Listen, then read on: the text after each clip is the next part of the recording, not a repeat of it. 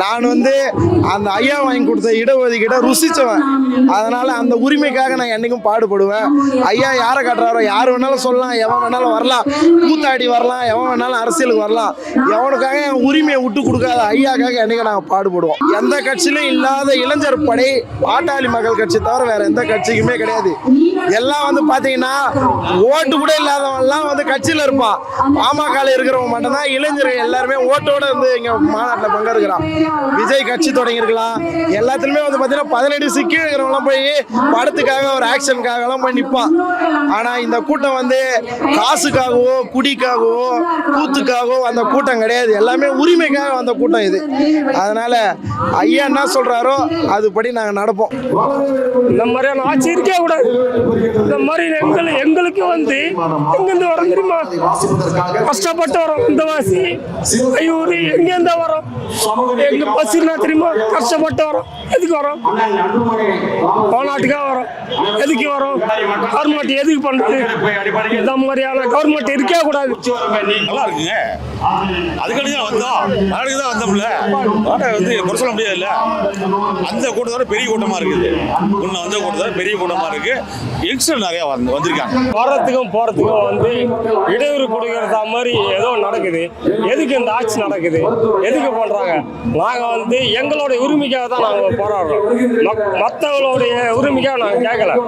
நாங்க வர்றதுக்கும் போறதுக்கும் என்ன கிடைக்குது? பாட்டாளி மக்கள் கட்சினா வந்து எங்க உரிமைக்காக வரோம். வர்றதுக்கு போறதுக்கு எல்லாம் பாதிப்பு இருக்குது. நாங்க ஏதாவது கேட்கறோமா? எங்க ஐயாவை பார்க்கணும், சின்ன ஐயாவை பார்க்கணும், பெரிய ஐயாவை பார்க்கணும். நாங்க வரோம். எவ்வளவு போராட்டம் தாண்டி வரோம் தெரியுமா? இப்பதான் நான் வரேனே. எதுக்கு வரோம்? எங்க ஐயாவை தான் பார்க்க வரோம். அன்பு தான் வரோம். எதுக்கு இதெல்லாம் பண்றீங்க? இது தமிழ்நாடு அரசு வந்து முழுக்க இந்த மாதிரியான இது பண்ணவே கூடாது. இந்த மாதிரியான இது வந்து தடைன்னு ஒண்ணு இருக்கணும். உங்களுக்கு என்ன கஷ்டம் இது? நாங்க உழைக்கிறோம். நாங்க விவசாயி தானே, கஷ்டப்பட்டு தானே வரோம். நீ எதுக்கு நீ எங்களை தடுக்கிற? நாங்க வந்து விவசாயி. நாங்க எங்களோட போராட்டம் தான் விவசாயியா. நீ கிராமம் ஒவ்வொன்றும் வீரவன்னிய, ஒவ்வொருத்தரும் வீரவன்னிய. வாய்க்கெல்லாம் சும்மாவா?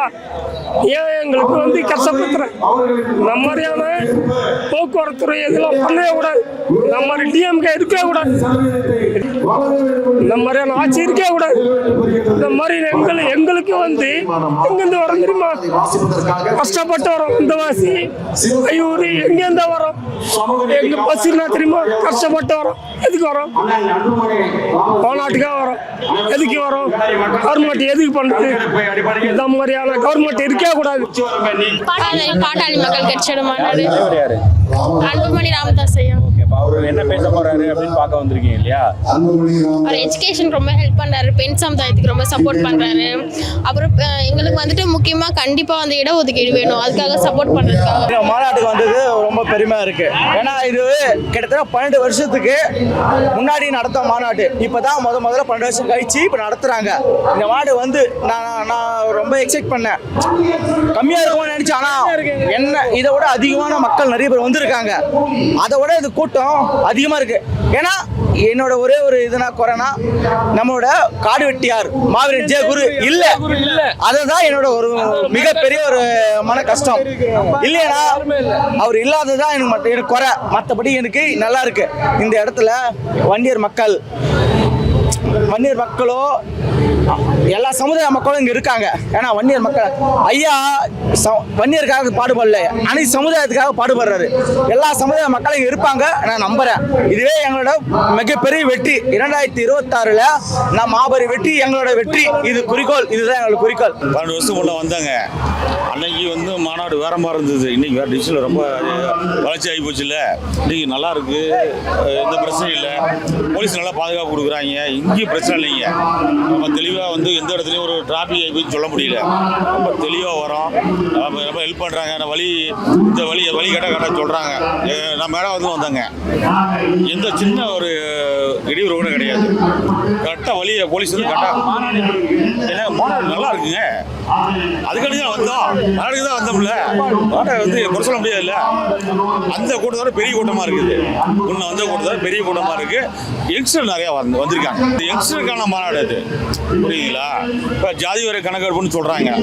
இப்போ நீங்கள் பத்திரிகை பிரஸ்காரன் நீங்கள் சொல்லுங்கள், உங்களுக்கு தெரியாதெல்லாம் ஒன்றும் கிடையாது. இது வந்து எங்கள் கம்யூனிட்டியில் இப்போ நான் வன்னியர்னு வச்சுக்கிங்க, வன்னியர் தான். எங்களுக்கு வந்து எங்கள் ஜாதியில் வந்து 18 பிரிவு இருக்குது. எனக்கே 18 பிரிவு தெரியாது. படையாச்சின்னு சொல்லுவாங்க, வன்னியர்னு சொல்லுவாங்க, கவுண்டர்னு சொல்லுவாங்க, ரெட்டியார்னு சொல்லுவாங்க. அப்புறம் சென்னையெல்லாம் வந்து நாங்கள் வந்து நாயக்கர்னு சொல்லுவாங்க.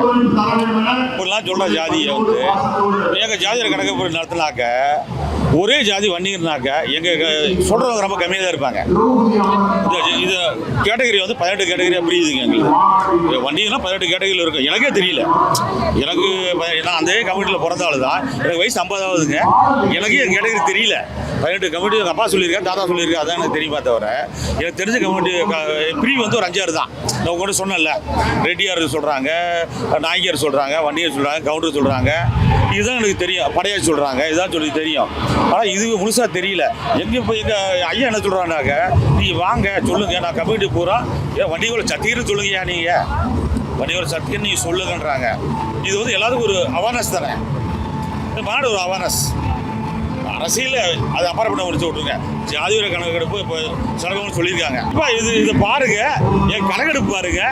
அதில் வந்து நாங்கள் வந்து நம்பர் 1 இருப்போம். அதை பாருங்க. கண்டிப்பாக கௌரவமான ஒரு இதில் இருப்போம். அப்படி தப்பாக சொல்லலை நான். அதில் நாங்கள் எங்கள் கம்யூனிட்டி வந்து போராடினாங்க. நாங்கள் போராளிகள் தான். புரியுதா? நாங்கள் வந்து பெரிய நம்ம வந்து பயங்கரமாக வந்து வளர்ந்த கம்யூனிட்டின்னு சொல்ல முடியல. எங்கள் கம்யூனிட்டி ரொம்ப கீழே தான் இருக்கோம். நாங்கள் எங்கள் கம்யூனிட்டி வந்து மேலே வர்றதுக்கான எவ்வளோ கஷ்டப்பட்டாங்க அவங்க. அதுக்காண்டி ஒரு மாநாடு இது. அந்த ஜாதி வரை கணக்கு கரெக்டாக உன்னுடைய ஜாதியை கரெக்டாக சொல்லுன்ற ஒரு மாநாடு. நாங்கள் எதிர்பார்த்தது பயங்கரமாக இருக்குது ஐயா. இன்னும் முக்கால்வாசி ஜனம் வெளியே இருக்குது, கால்வாசி ஜனம் தான் இங்கே இருக்கிறது பார்த்துருக்கிறது. எவ்வளவோ தடைகளை தாண்டி நாங்கள் இங்கே வந்து ஐயாவையும் சின்ன அவங்களுடைய பேச்சை கேட்கணுன்றதுக்காக எங்கள் அவங்களோட வந்துருக்கிறோம். இதே மாதிரி இன்னும் பல மடங்கு ஜனம் வெளியே இருக்குது. அவங்க நிறைய பேர் இவங்களோட முகங்களை பார்க்கணுன்றதுக்காக வந்துட்டு இருக்காங்க. இதில் என்ன ஒன்றுன்னா எங்கள் மாவீரன் குருவை பார்க்க முடியுன்றதான் ஒரு வருத்தமே, மற்றபடி ஒன்றுங்களா ஐயா. 2026 அது எல்லாமே ஐயா முடிவு பண்ணுவார். ஐயாவோட கட்டளைக்கு நாங்கள் என்றைக்குமே அடிமை. ஐயா என்ன சொல்கிறாரோ, ஐயா யாரை காட்டுறாங்களோ அவங்களுக்காக நாங்கள் என்றைக்குமே பாடுபடுவோம். எந்த கட்சி வந்தாலும் பாமக போல வராது. பாமகவுடைய இது வந்து காவல்துறையிலேருந்து தமிழக அரசுலேருந்து எந்த ஒரு கட்சிக்குமே இல்லாத அளவுக்கு தடைகளும் பல விதமான பாசு எல்லாமே வாங்கிட்டு தானே அத்தனை தடையும் தாண்டி இங்கே வந்திருக்கிறோம். எந்த ஒரு கட்சிக்குமே இது போன்ற தடைகளோ எதுவுமே கிடையாது. இந்த பாமகனாவே என்ன சொல்கிறானுங்கன்னா ஒரு மரம் வெட்டின்றானுங்க, பல விதமான கொச்சி சொல்லால பண்ணுறானுங்க, ஒரு உட்படுத்துறாங்க. நாங்கள் ஜாதி ஒரு அரசியலானு வச்சுங்க.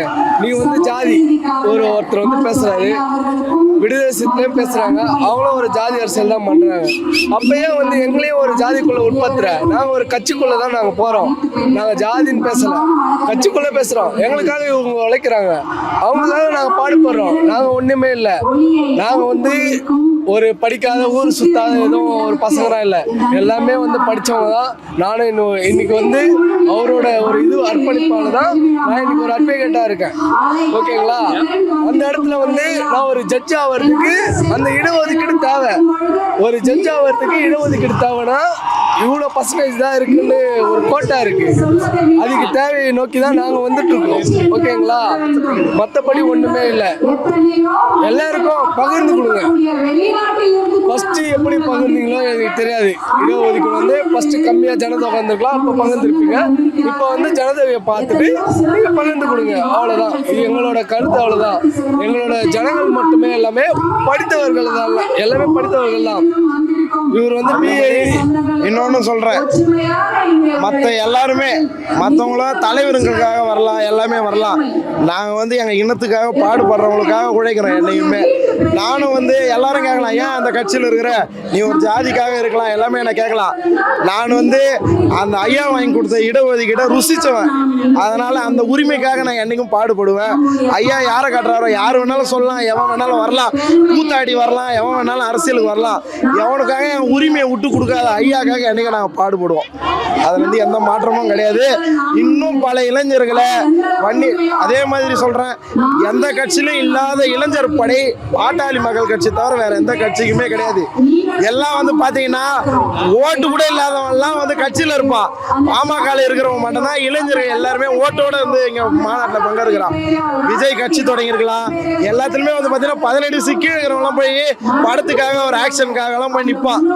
ஆனா இந்த கூட்டம் வந்து காசுக்காகவோ குடிக்காகவோ கூத்துக்காகவோ அந்த கூட்டம் கிடையாது. எல்லாமே உரிமைக்காக வந்த கூட்டம் இது.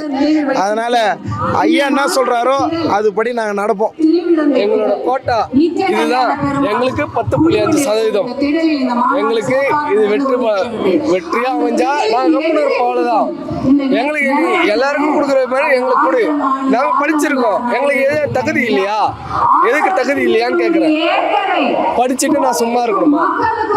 எனக்கு கவர்மெண்ட் வேலை வேணும்னு நான் அப்ளை பண்ணுறேன், எனக்கு அந்த இது இல்லையா, தகுதி இல்லையா? நான் ஒரு நீதிபதிக்கு போகிறேன், நீதிபதிக்கு போகிற இடத்துல ஒரு கோட்டா, உங்களுக்கு வந்து இவ்வளோ கோட்டா தான் இருக்குது, நீதிபதிக்கு இவ்வளோ கோட்டா அந்த இடத்துல ஒதுக்குவாங்க. அந்த இது அதுதான் நாங்கள் உரிமையை நோக்கி தான் போராடுறோம். எங்களுக்கு இது அமைஞ்சிச்சுன்னா நாங்கள் உரிமையாக இருப்போம், அவ்வளோதான். நாங்கள் மற்றபடி ஜாதியாக யாரையும் இன்னைக்கு வரையும் நாங்கள் எங்கள் ஊருக்குள்ளே இருப்போம். ஜாதியாக யாரையும் போய் தீண்டாமையாக எதுவும் பண்ண மாட்டோம், எதுவும் பண்ணோம். எல்லாமே ஒற்றுமையாக எல்லாம் ஜாதிக்காரன் ஊர் கோயிலுக்குள்ள வரோம், நாங்களும் ஒற்றுமையாக எல்லாமே இருப்போம். ஜாதியை பற்றி நாங்கள் பேச மாட்டோம். இவனுங்க தான், நான் ஓப்பனாக சொல்றேன்னா, திராவிட அரசு இவனுங்க தான் வந்து திணிக்கிறாங்க. இன்னைக்கு கூட பார்த்தீங்கன்னா எங்களுக்கு இங்கேருந்து நாங்கள் ஆவடியிலேருந்து வரத்துக்கு ஒரு 1 hour தான் ஆகும். இவனுங்க வரத்துக்கு எவ்வளோ, எங்களை 4 hour ஆக்குனாங்க. சுற்றி விட்றாங்க. நாங்கள் லோக்கல் ஸ்டேஷனில் கொடுக்குறோம். இதை பற்றி வண்டியோட டீட்டெயில் தான். இது 10 இடத்துல கொடுத்தாலும் என்ன பிரயோஜனம்? ஒரு இடத்துல மாட்டினாலும் அந்த வண்டி நம்ம தான் மாட்ட போகுது. எதுக்கு தேவையில்லாத இது விழிப்புணர்வாக காழ்ப்புணர்ச்சியாக செயல்படுறாங்கன்றதை இது மூலையாக தெரிஞ்சு